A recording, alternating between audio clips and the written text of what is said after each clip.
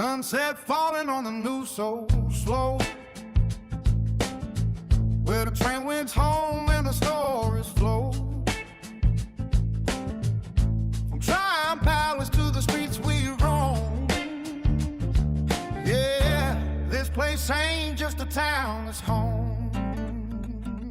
Yeah.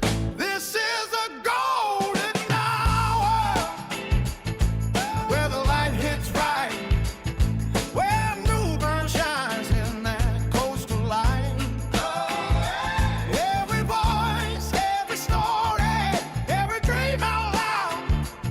Yeah, we're lifting up this city proud. This is the golden hour. Well, it ain't golden.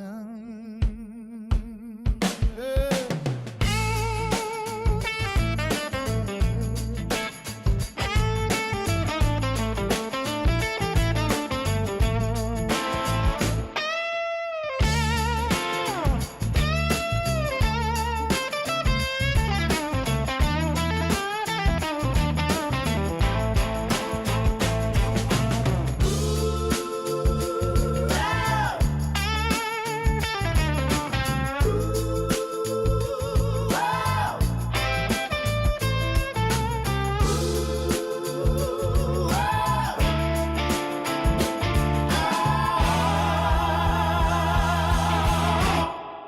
Sunset falling on the news so slow, where the tram winds home and the stories flow. From Tryon Palace to the streets we roam. Yeah, this place ain't just a town, it's home. Yeah, this is a golden hour. Ooh, I am. Ooh, I am. Ooh, I am. This is the golden hour. Yeah.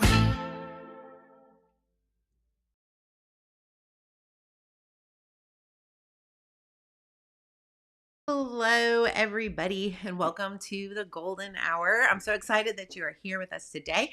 I have a very special guest today that I pulled in, and I'm so excited to have this conversation and kind of hoping he is too, but I guess we'll find out in a minute. Before I introduce our guest today, I'm going to introduce you to a property that I have listed. 443 Peregrine Ridge Drive is still for sale. It is a new construction. 4 bedrooms, 2.5 baths, and it's actually the last new construction I currently have active. The other ones have gone under contract and sold. This one's a beautiful house. Like I said, it's 4 bedrooms. It does also have a bonus room, which is kind of rare with these houses that they've been building over in this area. It's centrally located with that new Havelock bypass too. You can get to the beach in no time.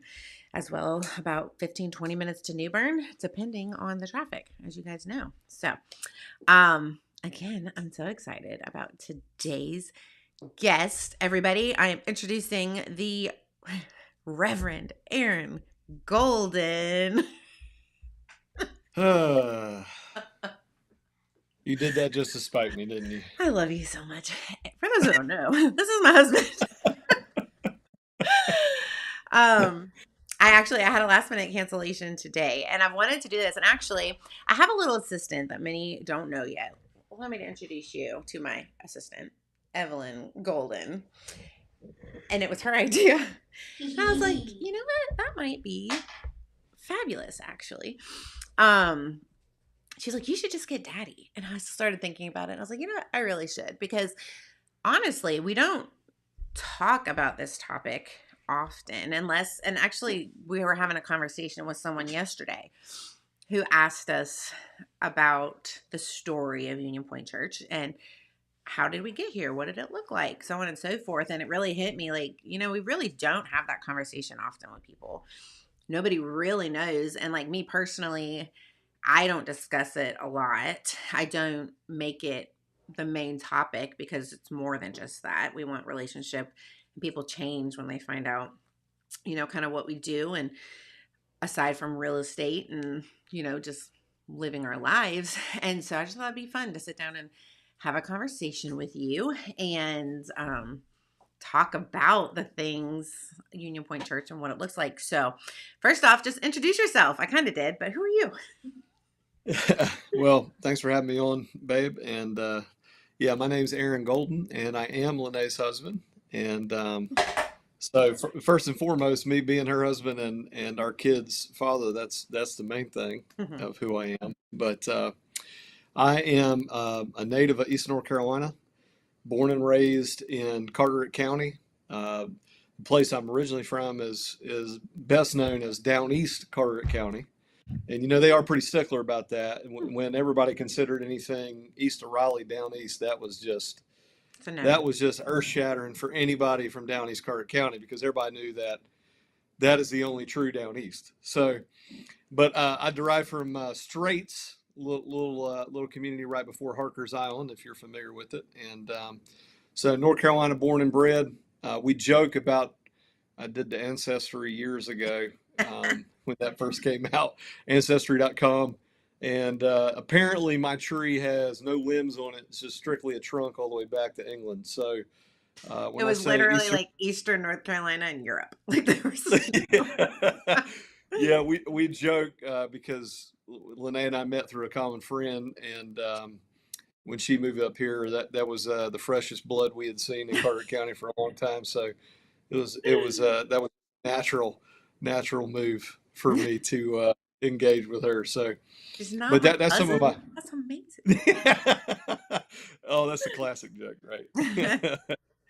Interesting enough, though, I mean, for New Bern, I mean, obviously growing up in the area, New Bern when the mall was kicking, and I mean, Morehead City was not what it was and has become now.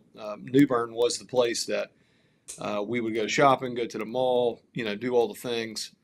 And my mom's side of the family, they originally are from Vanceboro, tenant farmers there, and so there's some deep root connections there. But yeah, man, I love Eastern North Carolina. I love the city, and so we've been here for, I guess, going on 12 years now. So it's been an amazing journey. Yeah, I guess it is 12 years. I don't know what I was thinking. Okay, so I mean that was perfect intro. Great job. Very proud of you. But I really want to I really want to start like at the beginning. So let's take us back to 2013. And what was life like before Union Point Church? How did God first start beginning to stir in your heart? What did all that look like? What were we doing? Yeah, so in Carteret County, you sort of the industry wise, your families usually are in governmental industry, teaching, working Cherry Point on base. Fishing, the commercial fishing industry at the time was still, a big thing when I was a kid. You were in that, you were building houses, or you were in hospitality of some sort, restaurants or anything like that. But so my family was really tied into building, and my grandfather was a dredge boat operator for years from Norfolk Dredging. Moved back home, started a business, and so I was a third generation in the middle of that business in construction. And so about in my mid 20s, kind of felt like I'd always had this stirring in me, I guess. Um, deep love for Jesus, and just felt like I was supposed to be in some sort of pastoral ministry. I have a lot of thoughts on that as I look back on it now. But lo and behold, wound up going back to college, pastoral leadership degree, ended up serving in a local church in Beaufort. They gave me an opportunity to be an associate pastor there. And after a couple of years, it was kind of running the course where it was like, all right, it's obvious we're supposed to step out and do something different. And I had no clue what that was. You and I both were sort of a miss. We just knew we were supposed to let go of where we were, and Lord knows where He would lead us ahead.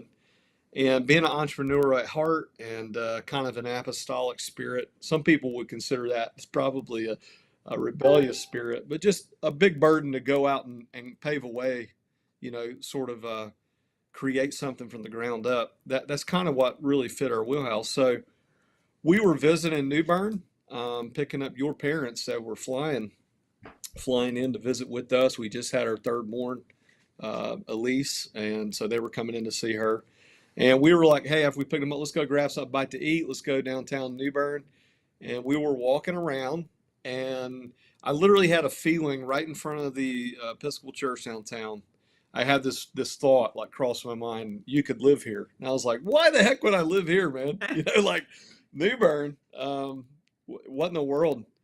And so we were walking around. And I think you can speak to that. You saw some of those wheels turning in my mind, and you were like, what's going on in your mind? And I said, I don't know. I just had this strange feeling that I could live here.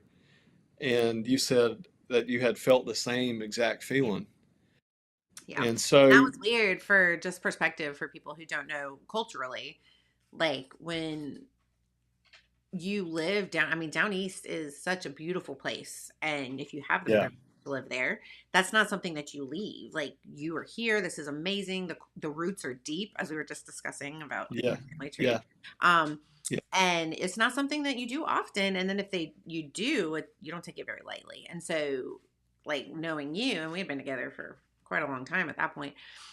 You even just saying you could live somewhere was a whole different. Like he's never gonna leave this place, you know. So that was kind of weird. But it was just such a moment of like beauty. Like we're walking through, it's so gorgeous, and looking around, and just I could do this. This would be amazing. And then we weren't near each other. Like I was at the front of the pack, and you were at the back, and having that same thought process at the same time was just, that's so funny. And I didn't think anything about it. Never yeah, thought it would actually be a thing. So, anyways, continue. yeah. No, so I mean, yeah, it was a crazy experience for us. And what do you do with that? We didn't have a clue what that meant. I mean, just having a sort of that thing sort of drop into your mind and your heart, like we could live somewhere. I mean, that's cool. But what does that mean? And so we didn't know what to do with that. We just kind of shelved it. I was still like working construction stuff, and the ministry there at that local church had sort of come to an end, and it's like, all right, we'll see. We just kind of put it up on the shelf, so to speak, is what I always refer to it as.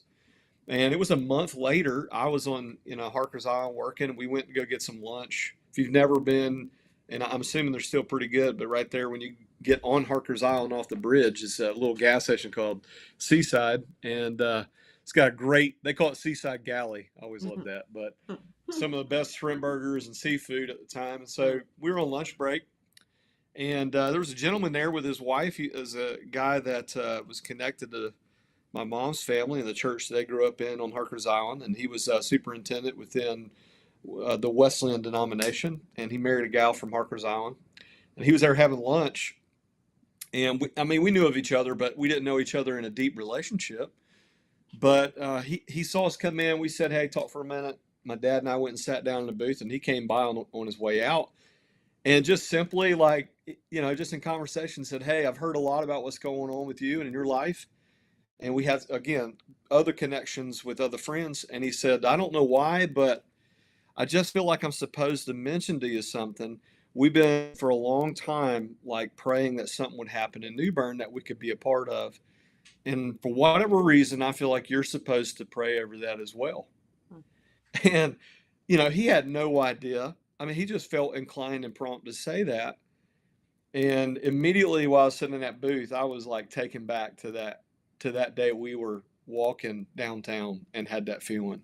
Mm-hmm. And I didn't say a word. I just said, yeah, okay, man, that sounds great, And he left, and I got home that evening, and I said, man, me and you were home, and I said, you will never believe who I ran into today and what he said.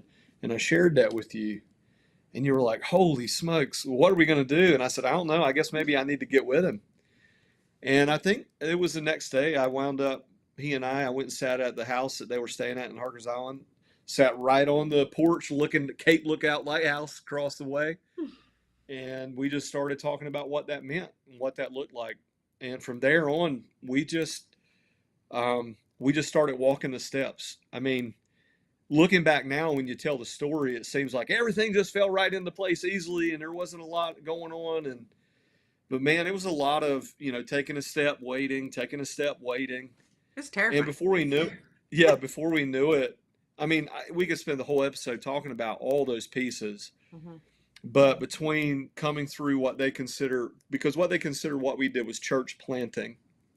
And I never had really heard much about that. You know, most time what happens is a church starts because one church there's a fight that breaks out in between the congregation, and one group gets upset with the other group, and so they branch out and go start another church and try to act like it was something new.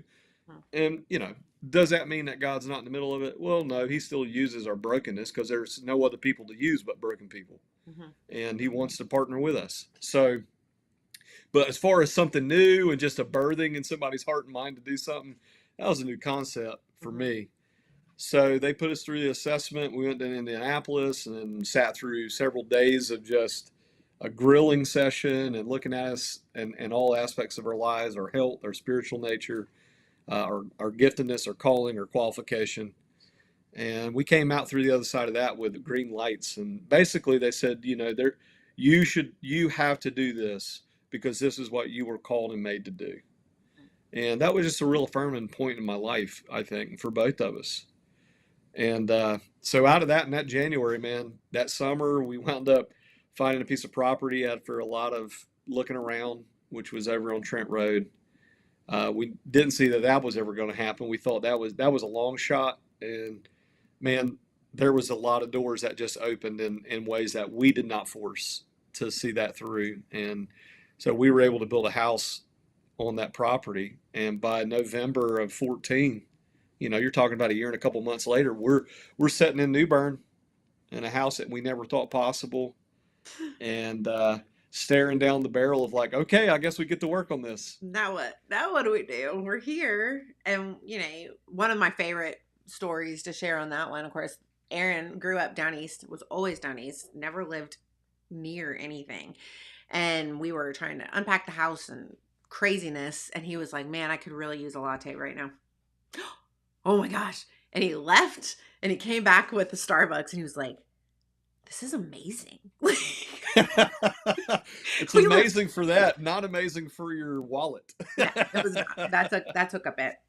But it was just, I remember being so tickled by this little down east boy living in the big city of New Bern. So okay, so we made it here. It took about a year, almost exactly, right? Like, if I remember correctly, we had her in August. They came, and then we moved in November. So it was a little over that. We had it was about a year and a couple months. Yeah.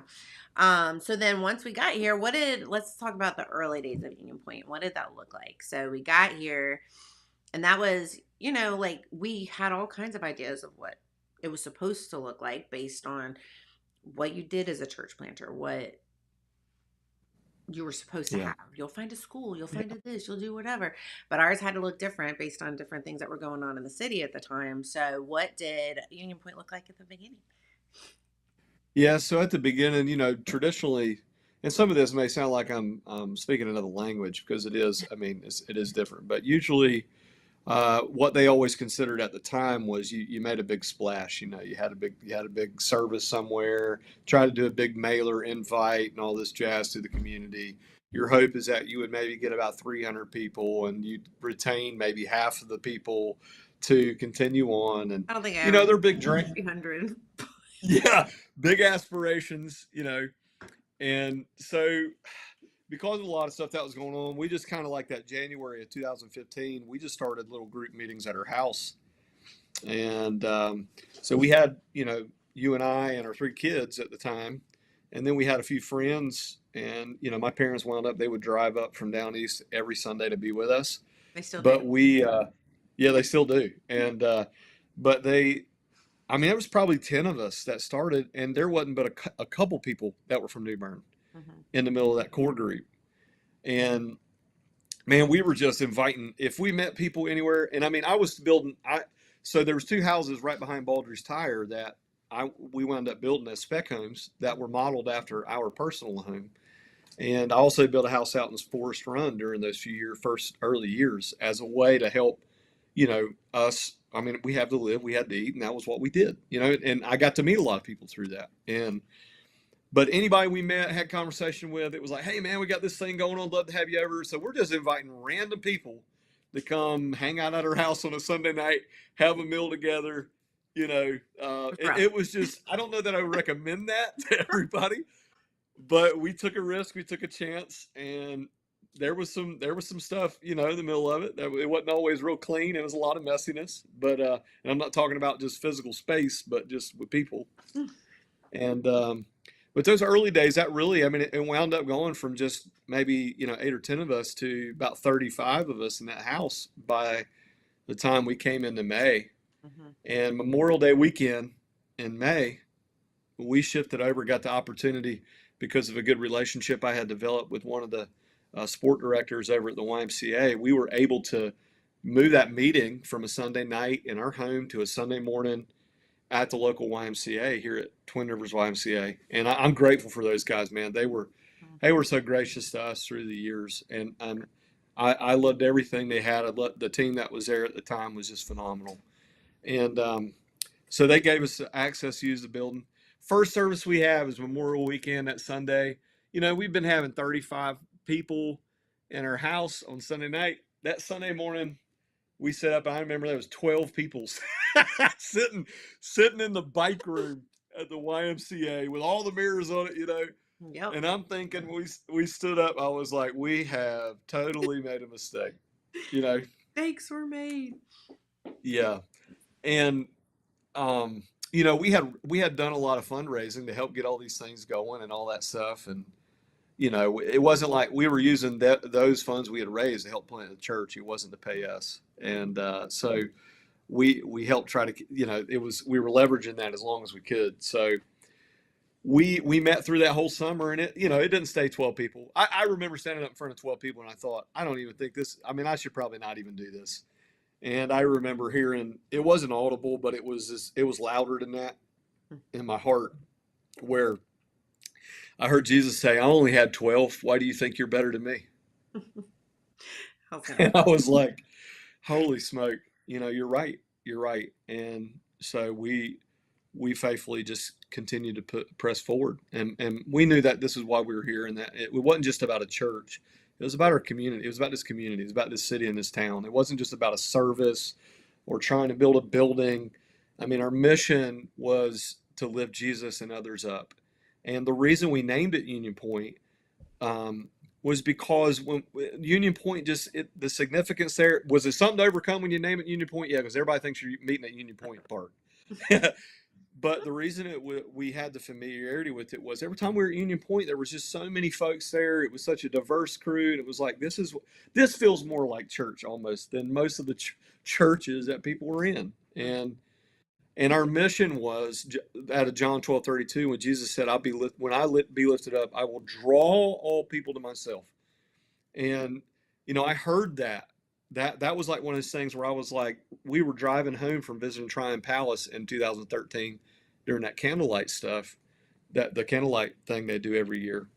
And I was like, we were leaving, and I'm like, God, I don't know why you want me to go there and start another church. They got so many churches as it is. What the heck they need another one for? I mean, this is ridiculous. And we were in James City in the car sitting at a stoplight right in front of Burger King. And again, it was louder than audible.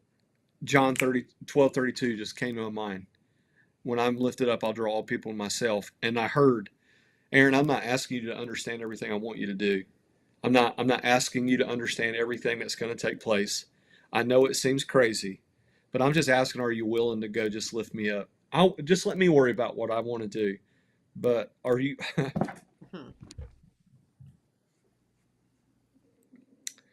Wouldn't expect to get emotional, but it was it's just a moment, that was it's hard to express. But so we committed to that.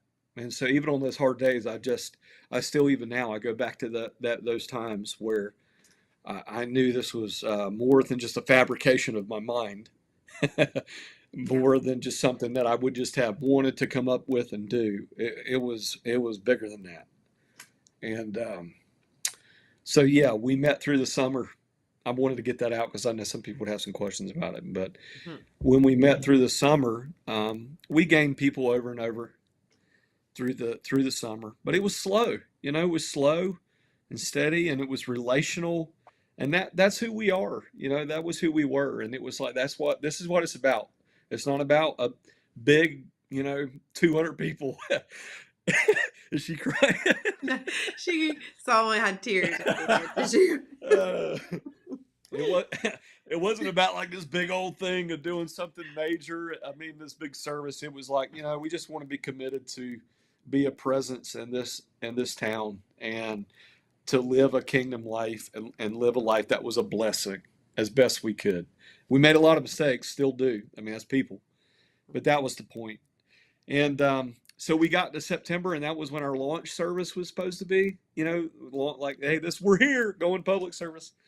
And that service, we had like 80 people. And shoot, I mean, like 50 of them were people that came because they knew us from Yep. out of town. They wanted to, be here to support Raleigh, us. from the church, from Beaufort. Yeah, they were Yeah, amazing. They showed up great. it was awesome. Yes. So And but the next week it was like right back down to 30. And like but deflating. we always joke.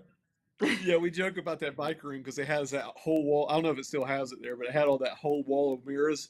And it was like, dude, it looked like we had double the people in the room because it was like all that mirror that was there. Yep. So it was a stripped down experience. We didn't ever get to use the main entrance until the latter months of us being there.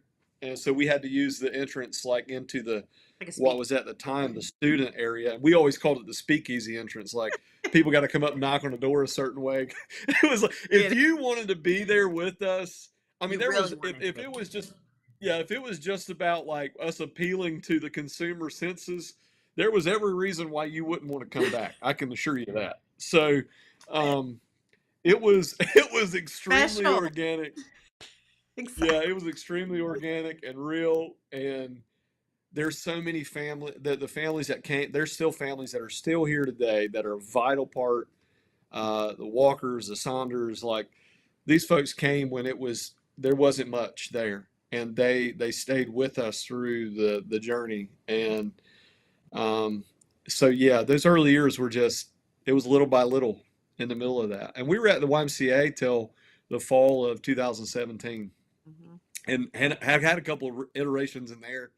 Used the gymnasium for a while. That was like Echo Central, man.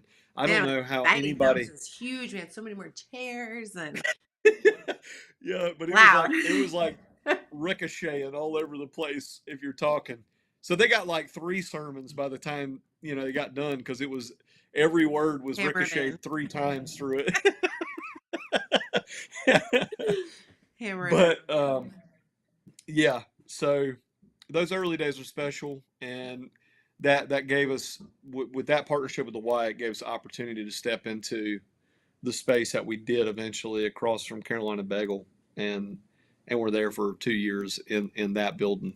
So, but it gave us the roots we needed to be about the mission that we were here to do, which was the focus on lifting Jesus and lifting others, relationally connecting with people, growing a grassroots movement of folks that weren't just about a service, but were about changing the community through the extension of the kingdom, through their lives, not just a church gathering. And again, we're all people, and so there's always been bumps and hiccups along the way, but that gave us the core of really who we are and who we were supposed to be. I agree. So how would you say, because like we said, we not thought, and that's like a balance too, but like this was the journey you were supposed to take as a church planter, and you see story after story.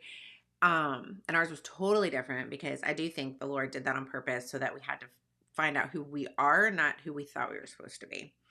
And it completely changed the culture as far as that went. But how is that vision? It's never really changed, but how has it evolved over the last 13 years? Lift Jesus, lift others. Well, I would say like maybe in a corporate way, if that's what you're asking, like a church way. I think the way that evolved for us was we wanted to put the impetus on helping everyone see that we are the church. Like, the if you're not in church and stuff, when people talk about stuff, but the church is called the body of Christ. Like he's the head, and we are the extensions of the kingdom. We're ambassadors, like where we go, the kingdom goes with us. And sometimes what we do, I think, in the church is we make it because all we're inundated with is a consumer approach to everything. Mm-hmm. And so we enter in church like it's about me. It's about does it resonate with me? What did I get from it? And it's all about a service. It's all about when we're gathered, not when we're scattered as a people. And so, while we still do things that feel customary to a church gathering, whether it's worship or preaching or any of those things, we just realized, and I did, that, we've got to resist some things along the way. There's some things we know we don't want to be. And so some of those were like building it we started it, but it wasn't just about us. It wasn't just about my charisma or my personality. I mean, we tried that, and you fall sort of prey to that. And it worked. But it was, everybody it does, but and it was crushing, There it is. So you're leading into my next topic and I'm not ready. So I'm not going to go there. And you're what? My next topic, and I'm not there yet. Okay. Come back. For everybody watching, this is me following her in this segment. So yeah. It's hard. It's hard for him, but it's gonna be great. I told him, I was like, "You're in the hot seat this time, and I get to." He'll put me on his podcast, and then I'm the one who's like, ugh. So of course he's not nervous, so it's fine. I want to know too. Back to 2013, we're gonna go there. What are some things you were absolutely convinced as a leader in 2013 now that have changed today? That's a hard question. It is, and I'm really excited to hear what you have to say.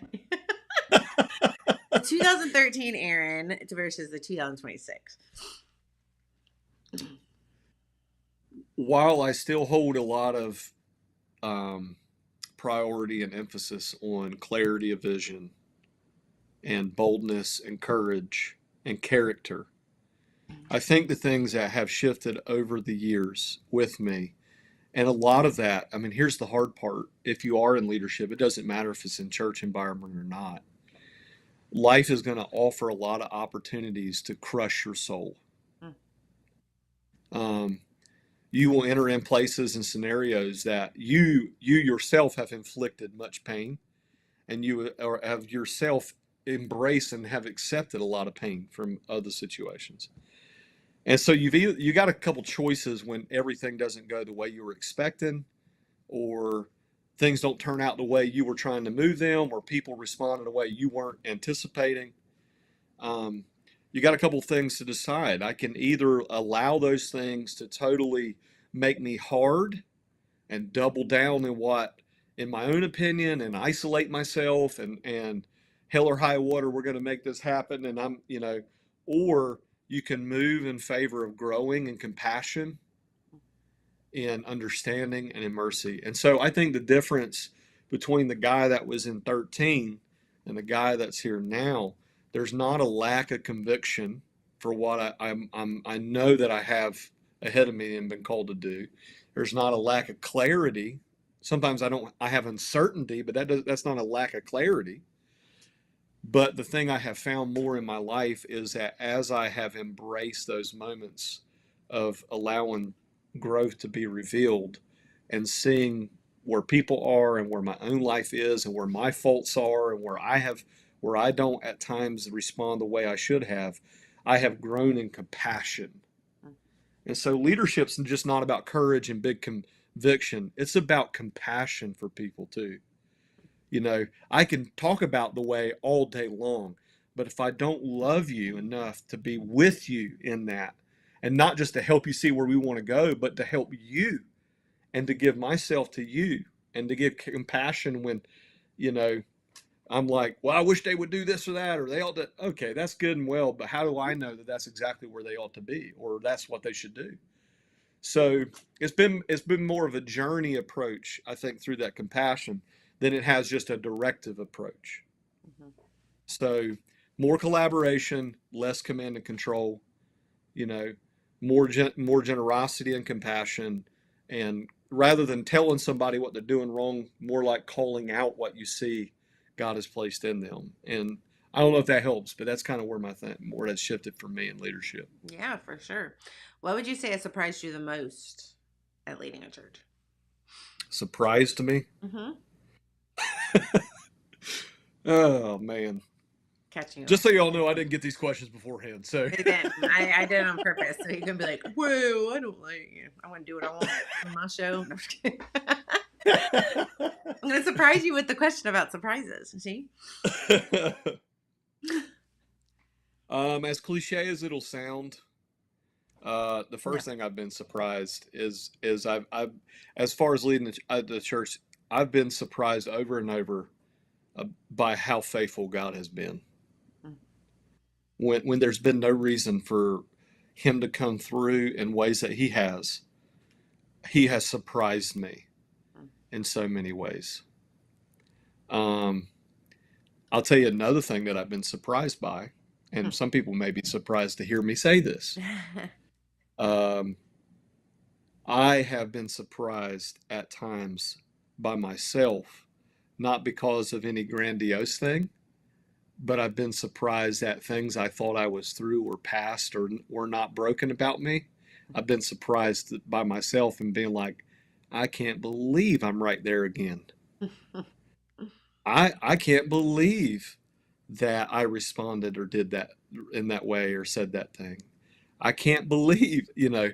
So the one good thing is that God's come through in so many ways, but then also surprised is just because you're in the middle of doing good work doesn't mean that you yourself aren't in the midst of being worked on. And sometimes we like to remove ourselves from what we're trying to help everyone else through. Mm-hmm. And so I think that's for me over the last especially 5 years, that brokenness and realization, even for my life, where God's doing things in me, there's still things in me being refined. I have not arrived. I am not an expert. I'm just here with everyone else in the same journey. The old classic, one beggar showing another beggar where to find bread. That's where compassion and mercy have grown. I agree. So everybody's not looking for you to know everything. You know, people are just looking to find real. And realness is where you are, not where you wish you would be. Ouch. Cool. I was like just processing Sorry, that I didn't mean last to put a sentence. period Like, at the end of that. it's nice having you today. So no. This you kind of answered it, but not really. Like it's leading nicely into it. But how would you say your definition for success has changed on church planting from when we started to where we are today? Success, like I feel like to us at that point, like success was going to be like we got a full butts and seats, that kind of thing. But how has that shifted in your heart and vision over the past Yeah, years? yeah. I mean, the church world, because the church is another cliche. The church is an organism. It's a movement, but there is organization. And Mm-hmm. sometimes I think the problem is we emphasize organization to the detriment of the organism. Um, so for us, yeah, the hard part is, even though you may not want to be so emphasized on organization, everything can easily still fall back into all the B's, buildings, budgets, and butts. And that's what everybody puts impetus on. And we put success means influence, and influence is summed up in numbers and size and scope. And it's not that those things are inherently bad, but they're not the end all be all. That's not what you can measure it as. So I think when we look at, again, the best example is looking at Jesus's life. Jesus's life success is when people get it and things are given away. When people are mobilized to go into the place. That may not mean that every Sunday is going to be a packed house. Mm-hmm. But if we're having influence where people are embracing the mission and the calling on their life to go out there, that's what I see as success. Mm-hmm. One day this place is not going to, Union Point Church at 2912, this location beside Beartown Cinema, that particular name, that's not going to exist. The church of Ephesus in the scripture, the church of Corinth, all those letters that are written in those churches do not exist that way anymore. But the church did not die. Mhm. So at some point, this church will be just like it won't be here in this capacity. But if we have helped people see what God has designed them for and to live into that where they are, and that's just by what Paul said, living humble lives, living lives of integrity, loving your family well, loving your community well, treating people the way that God's called us to in our business, at our workplace, wherever it is. That's what makes the impact. Not whether they're showing up on Sunday or not. That doesn't mean that that's not a good thing, but that's not everything, you know? So I sum it up by the influence and the impact that people are experiencing in their lives, but they're also passing on to other people. So I always say the church doesn't need more Billy Grahams. They need more Gary the Mechanics. Yeah. You know, we need more people empowered and understanding and healing in those spaces, carrying God and His presence there than we do just more Billy Grahams. Everybody, we don't need more speaking. Mm-hmm. We need more presence. So Perfect. that's how I would sum it up. I was gonna say, what is it you say? We need more Garys, but you nailed it. So perfect. Well, one of the things that we can now go into that topic that does set Union Point Church apart from other churches is that we do have a teaching team versus just one speaker all the time. And this is actually quite a controversial topic for many people. We've lost a lot of amazing people because of that topic, which really hurts our heart. But, let's talk about that a little bit. So when did this shift and why is it so important to you and to the vision of Union Point Church? First of all, it's one simple thing that I think aligns with what we value. I mean, we can say we value something all day, but what is actually experienced or expressed externally says more about what we believe. Just because I say it, if I'm not acting accordingly, then that you're at a conflict. And most people, that's where they find themselves, whether it's in their life, their business, or church. They say they want one thing, and that's what they're moving towards, but everything they do says the opposite. Mm-hmm. So for us, when you first start out, you don't know. There's a lot of things you don't. You are the couple. We're what they considered at the time a parachute drop, which is exactly what you think it would be. You're jumping out of a plane with a parachute. You're hoping the parachute deploys and you make it on the ground. And then when you're in the ground, you're kind of like, all right, we got the compass. Where we go? So I spent all the time. Yeah, I spent all the time every Sunday, the majority of them preaching. And I would share, I would find people that I would empower and give opportunity. But that was very limited. I still carried a lot of that weight. And you don't think you're trying to have a hero complex, but you end up, everybody's trying to make it about, because that's what we're used to, strong leader, charismatic vision. Everybody's drawn to that. They resonate with you.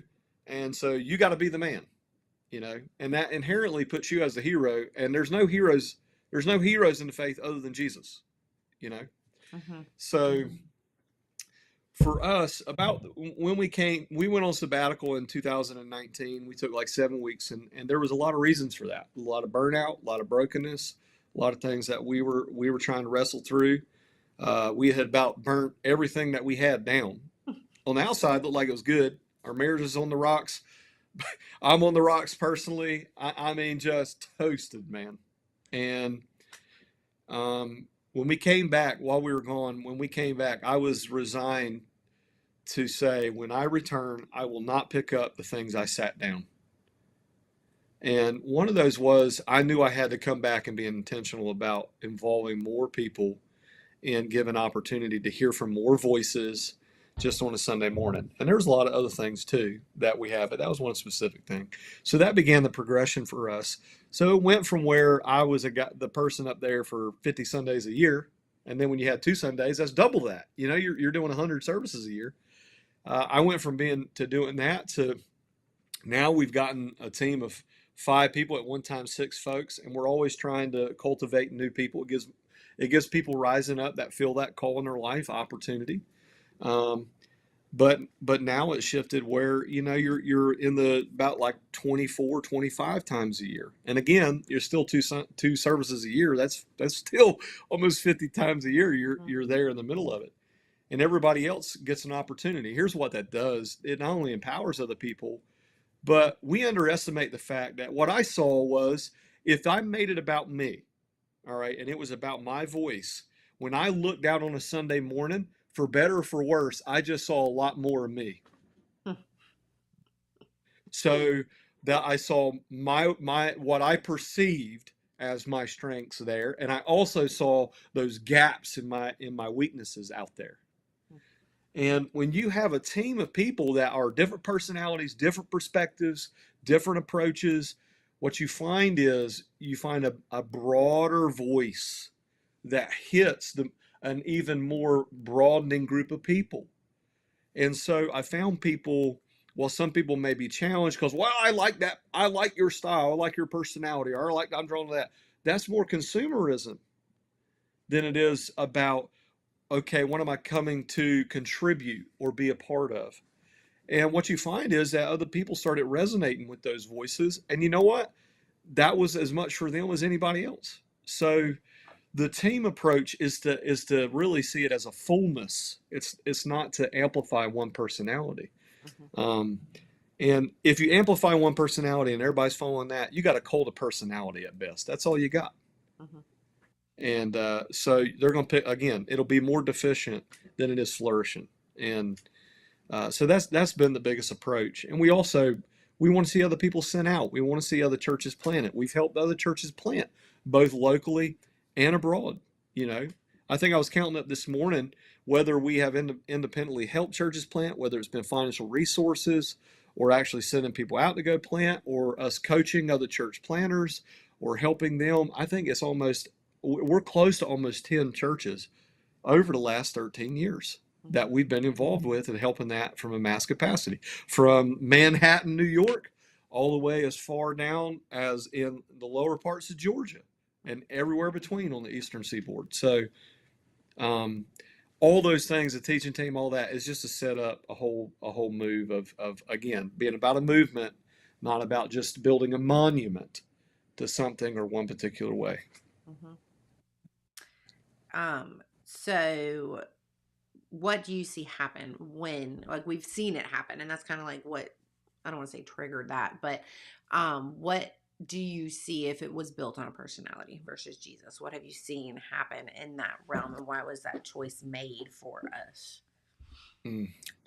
Well, first of all, I think most of the time it's easy for us to be codependent on other people more than we are dependent on the one that made us. And so sometimes when we make it about a personality, we become codependent on them. We just want to hear them tell us what to do, and we like what they say, and that's what we do. So we inherently put people where they don't belong. We don't realize we're doing that, but we begin to idolize other people. And so what we do with that is we no longer make them human. We expect them to be some sort of God. So then what that does is it creates a gap or disparity for that person to disappoint us, because now we're acting like that they're untouchable. And they, at times, what you see in those environments is the people themselves begin to believe that about themselves. So what you see is a lot more. You see a lot more corruption. You see a lot more people, a lot more opportunity for folks to be let down. And the truth is, again, I'm a human. I'm broken as much as anyone else. I'm being reshaped and reformed in my life. And so that's what you want to lead with. So what you see with a lot of churches is when they elevate a person in a position and put them where they don't belong, there's a lot more opportunity for people to be let down and destruction to happen rather than flourishing to take place. And so then the question begins to be then, why were you there to start with? Were we there because we wanted to be in community with God's people? We were drawn to Jesus because of the love that was there and present among them, not perfection, not that there wasn't anything, things that's just reality. Where people are, there's people, there's problems. So there's going to be issues, but were we there because we loved the people and we loved what Jesus was doing in the middle of them, or were we there just because we loved the voices of one person and we loved their approach? And did we? That's a whole different deal.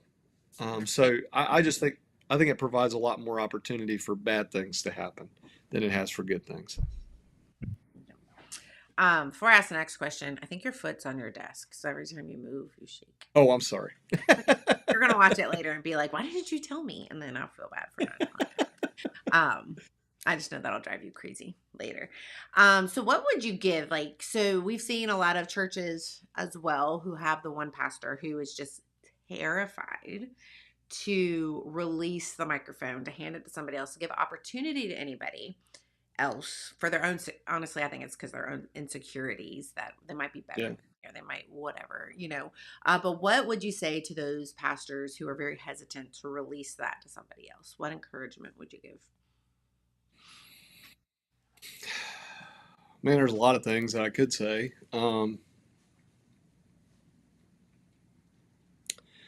I guess the realization that I had to come to grips with was who am I to get in the way of that? What makes me think that I'm that important? I'm important to God, and He does want me to. He wants to partner with me. But the whole story found within those two leather covers, the whole story is about God giving away opportunity to His created humanity. And if He can, all right, if I look at God and I look at how everything transpired, I mean, that's a pretty risky endeavor. The only reason we're even here in the middle of this, and there's a lot of mess around, is because God entrusted us with something. And out of our own perception and brokenness and all that, there was a lot of bad decisions that were made. But we were only able to make those decisions because He gave us opportunity to do it. Mm-hmm. So if He can do that, and in the kingdom, Jesus shows us that that's the way the kingdom of heaven operates. I mean, think about with Jesus and His ministry. Jesus is healing people and all that stuff. Well, you think that, oh, Jesus is the charismatic leader and He's doing a lot more than most of us pastors would be. That's for sure. I mean, because we ain't Him. But the thing is even when He's there, He puts the disciples together 2 by 2 and He sends them out. He could have went and done it all. Mm-hmm. But the purpose of the kingdom is not siloing it away to ourselves for significance. That's not the point. The point is to allow the kingdom to flow from within us to other people. It's about giving away those opportunities, giving those things away to other people. It's not just about finances. It's about opportunity. Okay, so you might have a great gift. You might be a great communicator, and the Lord has gifted you if you're a pastor watching. Why is it that you think that it all ends in you? If you've been entrusted with a great gift, then that means you've been entrusted with a great responsibility to give that gift away to other people, to help raise up other people, to entrust them with more opportunity. And I get it. It ain't easy. And there's still times that it's really difficult, because the truth of the matter is all of us think that ain't nobody going to do a better job than us. And every person thinks that. That's why we are control freaks at times. But you know what? We're all learning in the middle of that when we give those things away. So maybe it's not just maybe in resisting to do that, you're not just withholding things from other people, but maybe you should think about it from this fact, is you're withholding growth from yourself because you're unwilling to step into a place that's unfamiliar and it's uncomfortable. Everybody worries, what if they get up there and say something that I don't agree with or I don't like? I mean, that's the biggest fear, right? Mm-hmm. Well, let's back that up. When do you think that you've probably ever said something that people didn't agree with or wasn't just right? Yeah. I mean, I find that anytime I open my mouth, there's ample opportunity for that. So what that gives opportunity for now through relationship is that's how we process together and we grow, is we have those hard conversations. We talk about those things. We try to work through those things together. And that's how we all progress together towards what's ahead of us. And that is becoming the humans we're called to be. And that's living in the way that God's designed us to live. And that goes further than just preaching. That's why I went because he always, Yeah. yeah, I hear you. It goes for all aspects of our lives, not just those who are speaking on the stage, but day to day for all of us Garys out here who are just working, Hey, or Gary, there ain't nobody that can work on a car like you can. mm-hmm, But your business will never be the blessing that it could be as mm-hmm, long as it's just Gary doing all the work. So Gary's responsibility and the kingdom principle is raise up other Garys. mm-hmm, And I get it. This is where we get scared is, well, what if Gary, that other Gary that I was raising up, Tom, Dick, or Harry, that Gary's got in his garage, what if he raises him up and he goes and starts another business? mm-hmm, And he competes with me now. Well, now here we are. We're thinking about it the way the rest of the world does, which is Gary's got to get everything he needs because he's trying to survive. mm-hmm, But in the kingdom, we're called to raise up people that send out the flourishing in the community. You're multiplying your business that way. So I get it. If they go and start another business, you know what? At least you know that the business they'll start will be a blessing because you know Gary and his amazing talent at building and rebuilding cars and working on them is going to be present at that garage. And they've learned from you what it looks like to not take advantage of the customer, but to do the best work. You can trust that the business they open, they're probably going to run it the very same way. mm-hmm. Yep. And it's just a shift of our mindset, from being scarcity and surviving to being a blessing and living out of abundance. Mm-hmm. That's the whole shift of it. And I promise you, I'm not perfect in that's ever been shaped, but that's what we're supposed to do. Mm-hmm. So business owners, it doesn't matter if you're in church or anything else, that's what it looks like to consider a whole new way of living around a life that's, if you're never going to die, which is what the resurrection of Jesus says, then that changes everything about the way that I approach my life. Not just some spiritual other life, but the very life I'm living in, the reality, you know? So anyways, I'm preaching, but that's, All right. I like it. that hasn't, that's what it looks like to bless a community, not about a church service. Mm-hmm. That's awesome. Well, in kind of closing, if anybody has any questions, please post them below. We still have a few minutes. I've Or numbed them all. I've talked so much. They just, you've not, I am sure. I am sure. Any comments, any questions, anything along those lines, post them here and I'll get them up here to Aaron. But as of right now, like what excites you about the future of Union Point? We've talked about the past, where it came from, all this stuff, but what's exciting that's coming up that gets you going? so I think some of the things that I have been recently seeing that gives me a lot of encouragement and hope is I continue to hear more and more about the stories of where people are actually seeing for the first time what it looks like to have a healed heart, a healed soul, and a healed mind, and to be able to actually live out of that position in a relationship with Jesus wherever they go. Mm-hmm.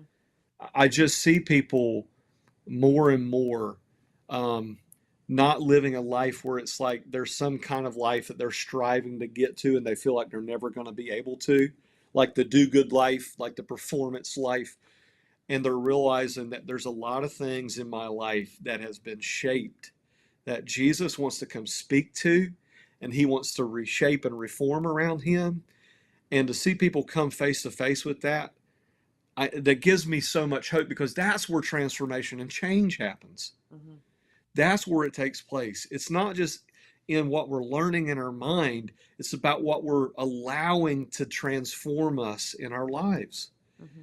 And I think so many people, even in the church, are still so bound in shame and condemnation because of the hurt and the pain, whether self-imposed or inflicted by others.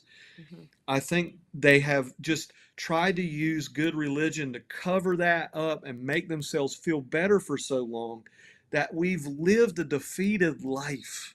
We've lived a crushed life. And what we need to understand is if we're willing to bring all of our real selves to a real Jesus, we will experience a real healing that doesn't leave us where we are, but moves us into everything He's called us to become. Mm-hmm. And I know that maybe seem very obscure, like, yeah, okay, Aaron, but seeing people catch that and step towards it is one of the most exciting things that I think I've ever seen. More exciting than, hey, we've got all this mass gathering of people, but seeing it actually happen in people's lives, that's what gets me up every day and gives me conviction to just continue to press on. Mm-hmm. I love it. Well, is there anything else you would like to add to share with everybody? I don't know how I add anything else to everything I've just said, that's for sure. I feel like I mean, that's I would say, good. I'm not a massive inviter to church. We have never been that way. You know, we want to love people where they are. That's why I joked about you had to put Reverend up. We all hate those titles, and I was gonna but put 3 different okay, sorry, I fixed it. Like Pastor Aaron Golden, Reverend Aaron Golden. Like I don't know. I just was put my name, man. It's Aaron. That's what my mama and daddy gave me. That's fine. But I think if I mean, I'd invite you to come and hang and see what it's about and come fight. If it ain't your cup of tea, man, if it's not where you fit, it's no problem.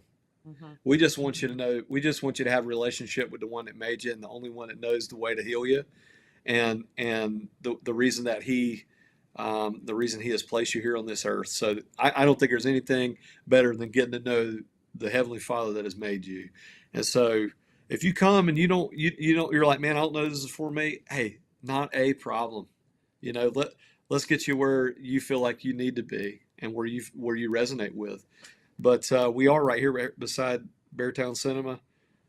We have services at 9 and 10:30 on Sunday morning, and we'd love to have you and love to see you and love to get to meet you. So that's probably the only thing I got to give you is give you that extension invitation to be here with us.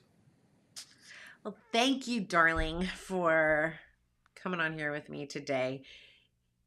It means more than you know, especially since he was the one who convinced me to do this show to begin with. So I was going to put him in a hot seat at some point. Yeah, for sure. So I love you. And well, I love you too. It was a blast being on here. Thanks for having me. Absolutely. And if you guys want to buy, sell, and invest in real estate, what? I was going to say, check out the follow-up podcast. Oh, yeah. So, yeah, if you did enjoy this conversation, which I'm sure you did because he's so entertaining and he's fabulous. Okay. He does have a podcast called The Follow-Up. You can find it right on Spotify, on Apple. YouTube. Mm-hmm. Apple Podcast. Yeah, you can download our Union Point Church app. Happy said we need to stop flirting because everybody. Don't be jealous, Happy. Don't be jealous. Yeah. It's cool. But yeah, he does have a podcast. It's called The Follow-Up with Aaron and Friends. And he has some of the teaching team on. I came on once, maybe somewhere in that vicinity. And it's very similar conversations about, it wasn't our story, but it gives you a lot more information, usually on the sermon from the week before. And then they're very entertaining people. Oh yeah. It's hilarious. Sure. So definitely go sign on to that. And if you need to buy, sell, or invest in real estate, give me a call. If you have more questions about the church, call him, not me. But thanks for joining us, and we will see you again next week. Bye. See you guys.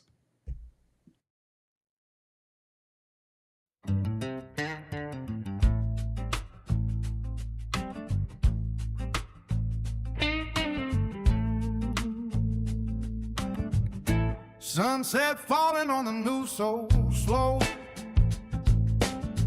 where the train went home